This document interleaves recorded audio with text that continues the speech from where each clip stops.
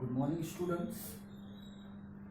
Our chapter alcohol, phenol, and ether is continuing, and today we will see the methods of preparation of ether. हम आज देखेंगे how to prepare the ethers. We will focus on the methods of preparation of ether. Methods of preparation of ethers. We have the two important methods for the preparation of the ether. One is called as a Williamson synthesis. It is a very important method for the preparation of the ether. And next one is called as a by using the alcohol when you use the concentrated sulfuric acid. But this reaction is a temperature dependent reaction. This is a temperature dependent reaction. First we will see this reaction when you reacted with the alcohol CH3CH2OH, right, in the presence of concentrated sulfuric acid, but the temperature is 413 Kelvin. 413 Kelvin. It gives the ethoxyethane. क्या देगा आपको वो देगा ethoxyethane, that is called as a CH3CH2O and CH2 and CH3. That is a compound. But if the temperature exceeded, अगर आपका temperature exceed होता है, same condition like a concentrated sulfuric acid, and if the temperature exceeded for the 443 Kelvin, then at that time you will get the alkene as a major product. तो आपको क्या मिलेगी यहाँ पे? तो आपको मिलेगी बच्चों यहाँ पर alkene. क्या? So this is a method where temperature plays an important role. Temperature plays an important role. You can say acid catalyze reaction of the alcohol. अगर आपने acid catalyze reaction किया alcohol की by using the acid catalyze reactions of the alcohol, you can prepare the ether, but it is a temperature dependent reaction. So first you will see the mechanism of this reaction, then I will show you what will happen when you increase the temperature. क्या होता है जब आप temperature को बढ़ाते हैं. So now see this, I will show you. Now see, this is the first molecule. Actually it is called as a continuous etherification method. This method is also called as a continuous etherification method. Continuous etherification method. Why continuous? That I will show you. Now see, here we have to use the two molecule of the alcohol. तो पहले मैं एक molecule use करता हूँ alcohol का. Now see this, that is CH3CH2 और यहाँ लिखा मैंने OH. अब मैं इसकी रिएक्शन करता हूँ बच्चों सल्फ्यूरिक एसिड के साथ में. तो सल्फ्यूरिक एसिड आपको पता है कैसे ब्रेक करते हैं. मैं इसको ब्रेक कर देता हूँ OH and SO3H. This carries the negative, this carries the positive.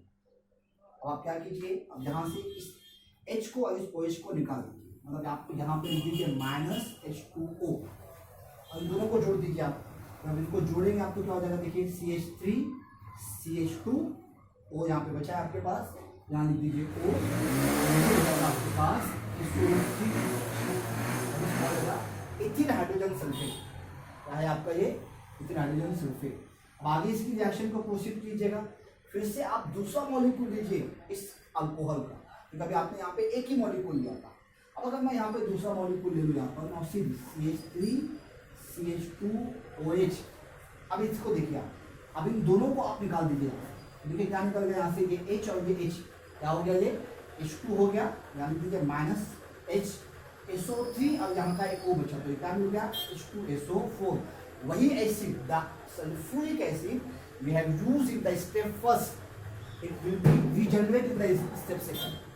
क्या हो गया, वो सेकंड स्टेप में क्या हो गया, रिजनरेट हो गया. ये पूरा मॉलिक्यूल जाके यहाँ लगा दीजिए. तो आपको फाइनली क्या मिल गया बच्चों, आपको फाइनली मिल गया ये मॉलिक्यूल CH3CH2O. ये आपको मिल गया, तो इसको लगा दीजिए CH2CH3. ये मिल गया आपको इथोक्सीइथेन. क्या मिल गया आपको यहाँ पे, इथोक्सीइथेन मिल गया, plus the acid that use, or you can say the acid that consumed in the first step is regenerate in the second stage, and that's why it is called as a continuous etherification method, right? So I will show you the mechanism of this reaction. मैं आपको पहले इसका mechanism दिखाता हूँ, फिर आपको बात समझ में आएगी एक्चुअली रिएक्शन होती कैसे, how this reaction proceed. Now see you will see the mechanism. तो इन द फर्स्ट स्टेप ये समझ में आ गया आपको, राइट? नाउ आप समझिए यहाँ पे होगा इन द फर्स्ट स्टेप में पहले अल्कोहल लिख देता है. सी CH3 CH2 और ये है O और ये है H, राइट? इसलिए स्टेप फर्स्ट. आपको मालूम है कि यहाँ पे दो लोन पेयर है ऑक्सीजन के पास, तो क्या करेगा ये एसिड से H लेगा, है ना?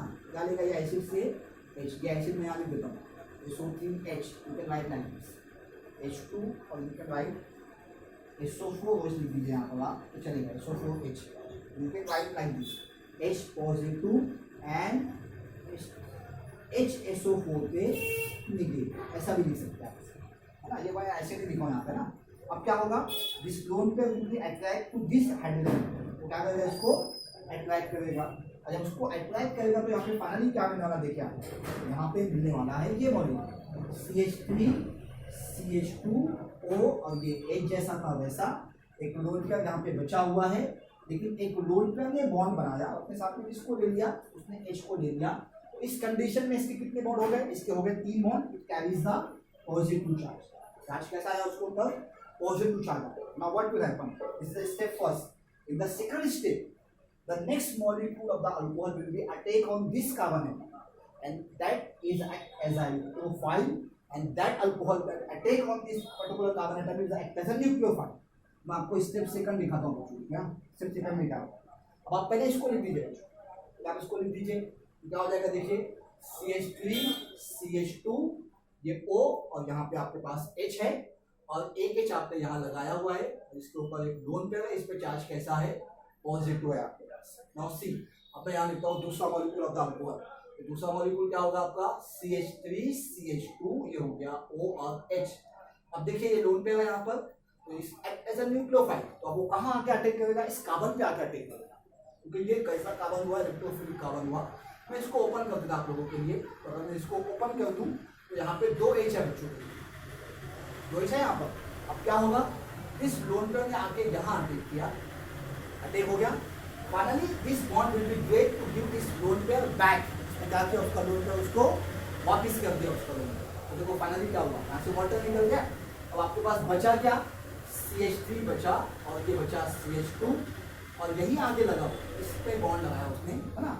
तो यहाँ पे बॉन्ड लग गया और ये हो गया O और यहाँ लग गया आपके पास क्या, यहाँ पे H था पहले से आपके पास, राइट? एक लोन पेयर कम हो गया और फिर उस लोन पेयर ने ये बॉन्ड बनाया.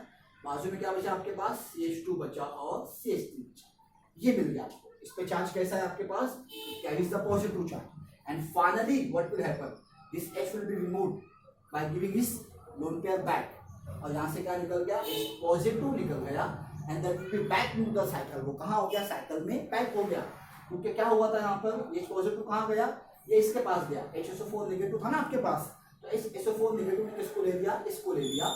अब फाइनली यहाँ पे क्या बन गया, यहाँ पे बन गया H2SO4 और यहाँ पे क्या मिल गया आपको, यहाँ पे मिल गया ये molecule that is called as a alcohol, sorry ether, CH3 CH2O, right? और यहाँ मिल गया आपको CH2 और ये मिल गया आपको CH3 और इसका लोन पेयर इसको वापस एक गिव्स द ईथर. यहाँ पे मिल गया आपको ईथर मिल गया. This is the mechanism of this reaction. तो याद रखिए, it is a temperature dependent reaction. What will happen when you exceed the temperature? क्या होगा जब आप टेम्परेचर को बढ़ाएंगे, when you increase the temperature then elimination favors. It is a substitution reaction. So at particular temperature the substitution favor, but as soon as you increase the temperature, जैसे ही आप temperature बढ़ाओगे it favors the elimination. यहाँ पे कितने molecule use कर रहे हैं, यहाँ पर देखिए ये पहला मॉलिक्यूल था जिसने ये बनाया, ऑक्सीजन केटायन बनाया, राइट? बाद में नेक्स्ट मॉलिक्यूल ने न्यूक्लियोफाइल पे जैसा एक्ट किया, ये न्यूक्लियोफाइल बन गया आपका, ये न्यूक्लियोफाइल बन गया.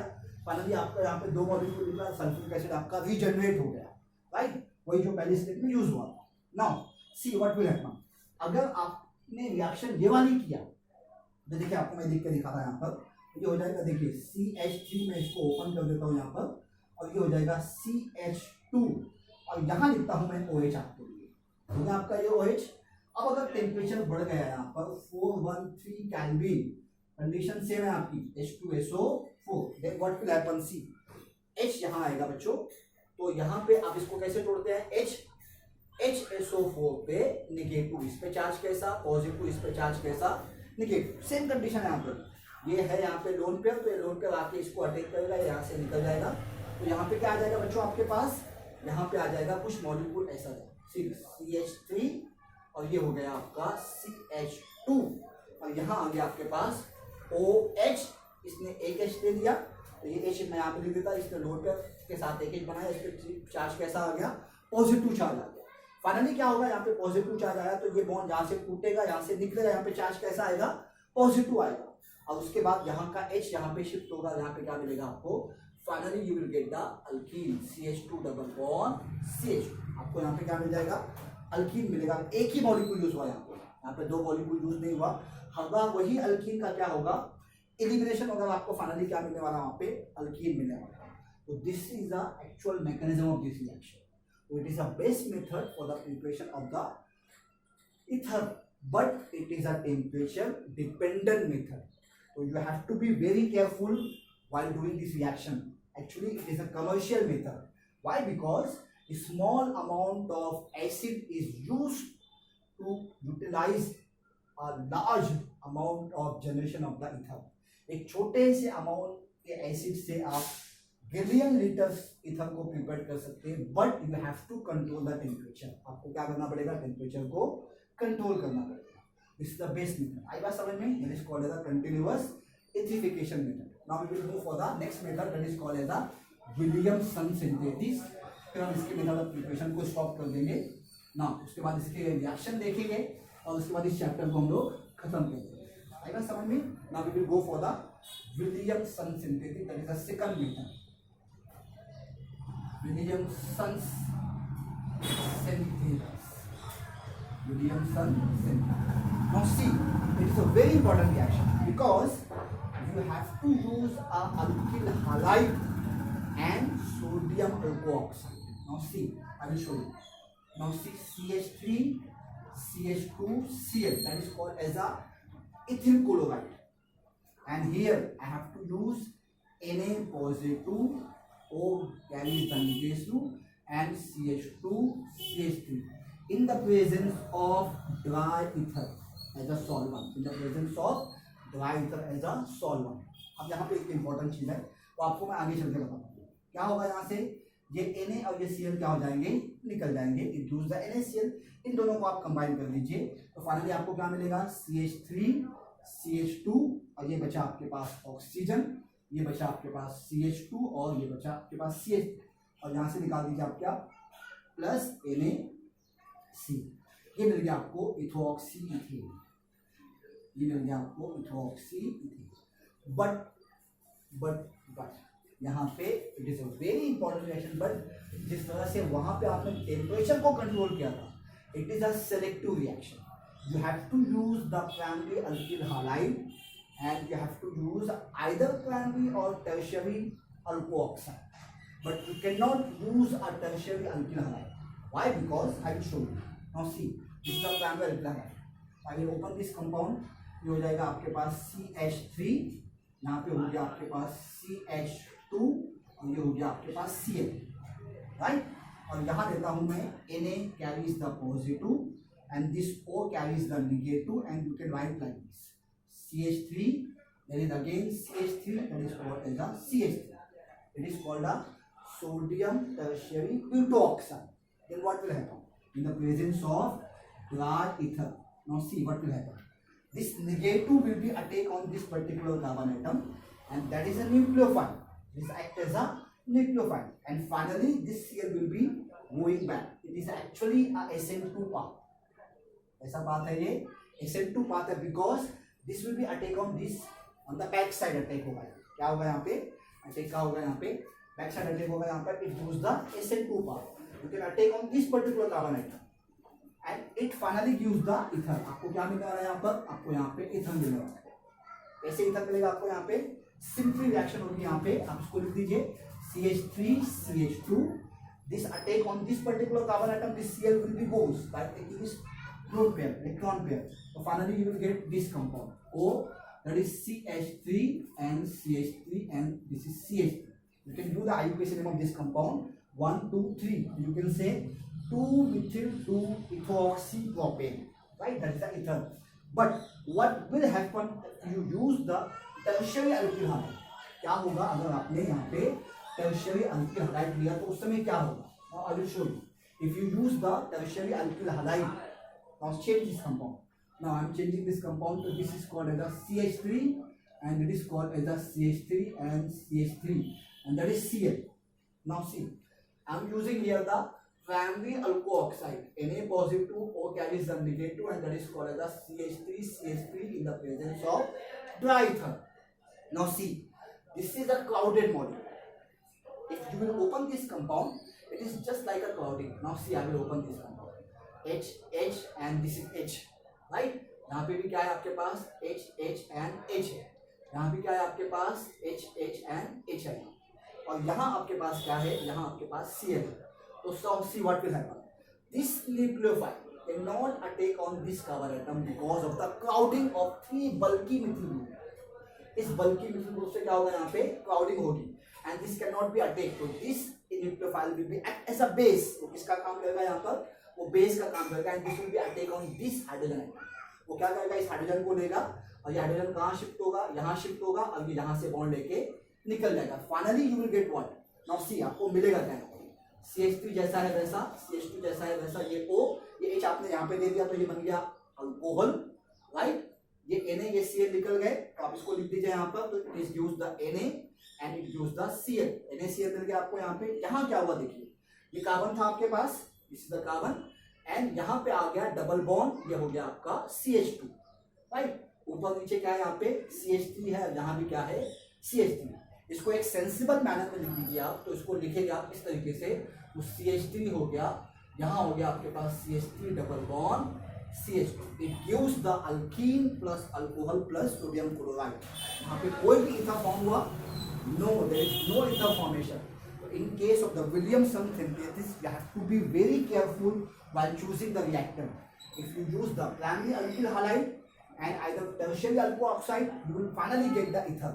But unfortunately, if you use the tertiary alkyl halide, no, at that time because of the crowding, this nucleophile will not be attacked on this particular electrophilic carbon atom. So this is act as a base. तो क्या काम करेगा? Base का काम करेगा, and it forms a alcohol and alkene. So this is a limitation of this reaction that is called a Williamson synthesis. This is all about the method of preparation of the ether. In the upcoming lecture, we will see the reactions of the ether and we will see the uses of the ether and phenol, and we will finish the chapter. So might be possible 2 lectures are required to finish this chapter, or either 1 lecture are required to finish this chapter. Okay, thank you very much for today's lecture.